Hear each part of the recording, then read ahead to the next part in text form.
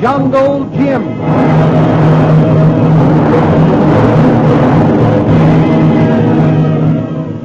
Last week we heard how Ronnie Hawkins and Myra Trent encountered Gunha in the jungle and discovered that he was evidently searching for the smuggled emeralds which had been hidden by the wily Prince Bhutan before his flight toward China. Leaving Ronnie to follow Gunha, Myra returned to the camp for Jungle Jim and Shanghai Lil. Gunha was allowed to enter the cave, and then Jungle Jim, Shanghai Lil, and Ronnie Hawkins followed him in. There they succeeded in capturing him and in finding the emeralds.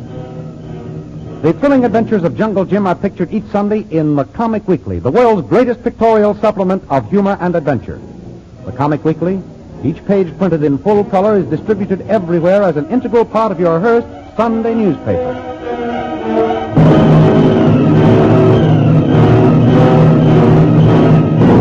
And now we continue our story. Jungle Jim and Shanghai Lil are standing near Bhutan's hut watching a plane that is about to take off.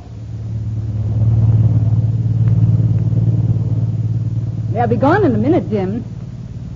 Well, looks as if our job here is over. Yes, Lil, it sure does. Look, there's Myra Trent and Ronnie at the plane's window. Oh, goodbye, Myra. Goodbye, Ronnie. Goodbye. Goodbye. Goodbye.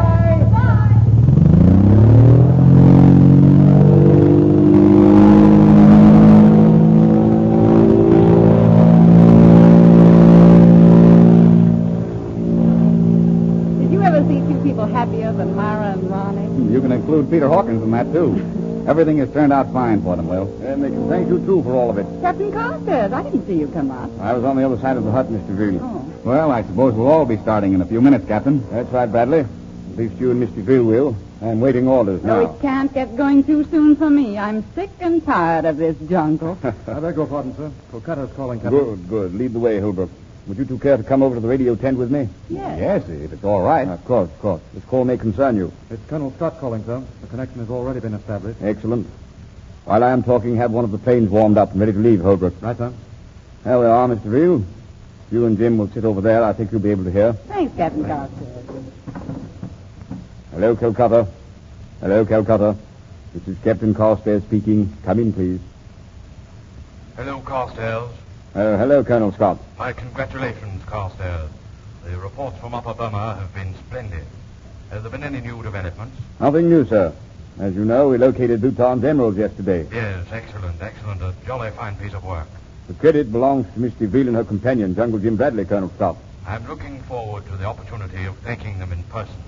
Their work has made it possible for us to clear up a nasty situation. Yes, sir. Miss DeVille is sitting here at my side now, Colonel. Oh, she is. Put her on, Captain. Let me talk with her. Just a moment. Colonel Scott would like to speak to you, Miss DeVille. Sure, why not? Hello, Colonel Scott. Mr. Brill. I want to compliment you. You've done a splendid job. Oh, thanks, Colonel. I suggest you and Bradley come to Kolkata immediately. I may have a surprise for you when you get here. If it's another trip to the jungle, you can save it, Colonel. We'll talk it over when you get here. Extend my best wishes to Mr. Bradley and put Captain Carstairs back on if you will. Yes, wait a minute. Here you are, Captain. He wants to talk to you again. Yes, Colonel? Carstairs, I want you to have Mr. Brill and Bradley flown here immediately. Have them bring the emeralds with them. Right, sir. You will remain where you are until you have completed mopping up operation. I understand, sir. One thing more. You will all be interested in the fact that Prince Bhutan is recovering. Amazing. Do you mean the man will live? I received that report from the prison hospital this morning. But that's all, Carstairs. You have your orders. Right, sir. I understand what you want done. Good. Carry on. So, Captain Carstairs, did Colonel Scott say that Bhutan was pulling through? That's right, Bradley. Well, I'm glad, Jim, even though it doesn't mean a long, drawn-out trial. There'll be a trial, all right, but it won't be a long one. The plane is ready, Captain. Good. And Mr. Veal, you said that you want to get started as soon as possible. Are you ready? All set. How about it, Jim? I'm ready. Now, how about the emeralds, Captain? And now, here's Bhutan's black bag. Now that Bhutan must face trial, these emeralds become valuable evidence. Will you take them, Mr. Veal? Let me have them, and you lead the way. Well, Lil, there's the plane. It's all over. We'll be in Calcutta in a few hours. Oh, here. Let me take that bag. Nothing doing, Jim. I started after those emeralds, and I'm going to hang on to them. Good girl. Captain Carstairs. Captain, the radio operator is signaling to you. Yes, must be another message. You two get in the plane and wait. I'll be right back. Well, I wonder what that means. Probably nothing, Jim. Come on, let's get in. All right. Here, let me help you. That's it. All right. Bye. Look Look out for the bag. Yeah. Fine. Well, you all set? Right. You wait for Captain Carstairs to return, Lieutenant. She's coming now, Mr. Brew. I've just had another message from Calcutta. Further orders for you, Mr. Field. Orders? Oh. What is it now? As soon as you arrive, you are to report to Colonel Scott. But we're going to do that, Captain. Yes, I know. Something has happened. A car will be waiting for you when you land. That is all, sir? Right, Holbrook.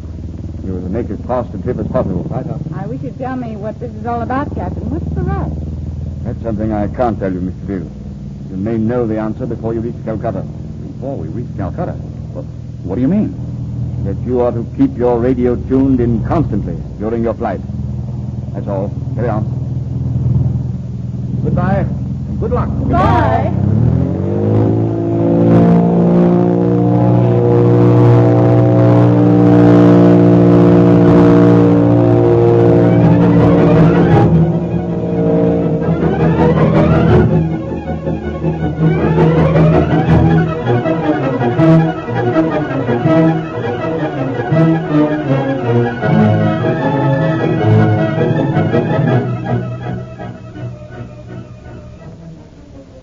Several hours later, the plane carrying Shanghai Lil and Jungle Jim circled over the military airport at Calcutta.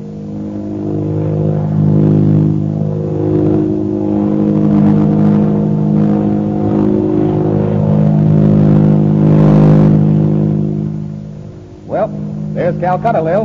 We're here. Yes.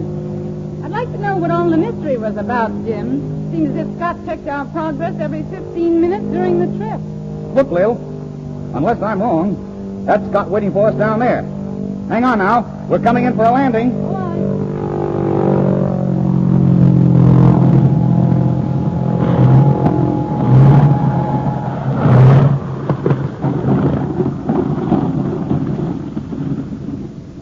Well, that's Scott, all right. Here he comes. Come on, let's get out and meet him. All right, let me help you. There. All right, thanks. Now give me the emerald. No. I'll take care of All those. right. I say, Mr. Brill, I can't tell you how glad I am to see you. Well, I'm glad to see you again, Colonel. Oh, this is Jungle Jim Bradley. I don't think you know him. I'm glad to meet you, Colonel Scott. It is my pleasure, Bradley. I'll thank you for what you've done later. You have the emeralds with you, Mr. Brill? Yes, they're right here. Good. My car is over here. We'll get to headquarters immediately. We won't be safe until those emeralds are under lock and key. Look here, Colonel. What's all the Russian mystery about?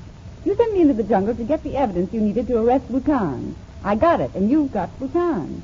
I guess I can take care of myself back here in Calcutta. You're still facing grave danger, Mr. Brill. What do you mean, Colonel? You've got Bhutan, haven't you? Bhutan is a prisoner, Bradley. We're not worrying about him. Here, get in. I'll tell you the rest while we're on our way. Fine. All right, driver. Go direct to headquarters. Yes, sir.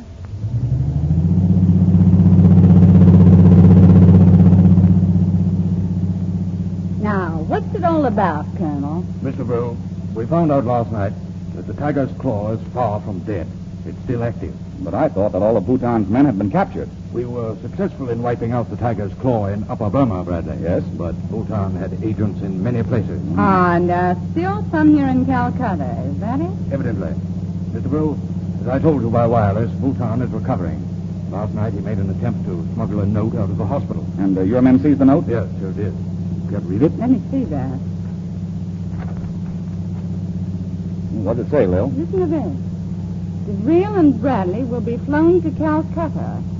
They must be stopped. Here, let me see that note, Lil. We haven't any idea how many agents Bhutan has here, but we do know one thing. They won't let up until he's been brought to trial and finally disposed of. Colonel, that other car's cutting in on us. Look out, Lil. He's trying to wreck us. I say, driver, watch it. Hey, look out! Look out! Jim, are you all right? Yes. How about you, Lil? Oh, I guess I'm all right. Watch those emeralds now. Yeah, I will. Come on, Colonel. I say, what happened? That was a deliberate attempt to wreck us. I'm going to get that other driver. There he goes. Stop that man. All right, you. All right. No, it was accident. Let me go. No, you don't. Let me go. Come on, you. I want to talk to you. Good work, Bradley. Bring him back to the car. Come on, you. It was accident, Bradley. Sab. Oh, so you know my name, eh? You're one of Bhutan's men, aren't you? I do not know what to say. Well, then how did you know my name? Jim, that man was at the airport when we arrived. That's just what I thought, Lil. Well, are you going to talk? It was accident, Saab. I hear your name at the airport. Well, who sent you to the airport in the first place? Come on, answer me. I cannot talk, Saab. It would mean death.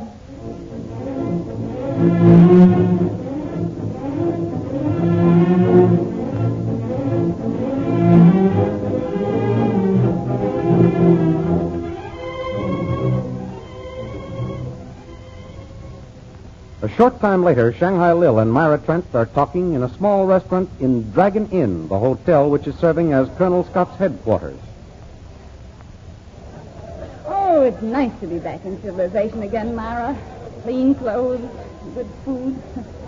I don't think I'll ever leave it again. Oh, I know how you feel, Mr. Ville. But aren't you worried? Bhutan's agents might make another attempt on your life. Oh, I don't think so, Myra. Jim and Colonel Scott are upstairs questioning the man who crashed into our car this morning. When they get through with him, they'll know who Bhutan's agents are. Now, tell me about you and Ronnie. We're sailing tonight, Mr. Ville. Ronnie and his father are making the arrangements now. And they're coming here later? That's right. They told me that the five of us would have dinner together before we sail. Oh. We'll all be together again for a little while at least. Oh, you're a lucky kid, Myra. I can't help but wish that I was getting married and... I'm so sorry to interrupt. Are you Memsahib Devril? That's right, I'm Lily DeVril. What do you want? I have a message for Memsahib. It is here. Thanks. Wait, I'll see if there's an answer. Is it from Ronnie or his father? No. Say, this is addressed to both Jim and me. Listen to this, Myra.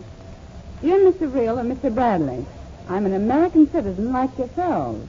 I'm badly in need of help. Can you come to room 304 at 1? Who's it from? It's signed Watts. What? Well, there's no answer, boy. You can go. My thanks, Memsahib. You stay here, Myra. But where are you going? Don't go to room 304. It may be a trap. It's probably one of Bhutan's men. Maybe. I'm going to find out. You wait here for Jim and tell him about this note. Please, you mustn't go. Oh, don't worry about me. I can take care of myself. I'm going to find out what this is all about.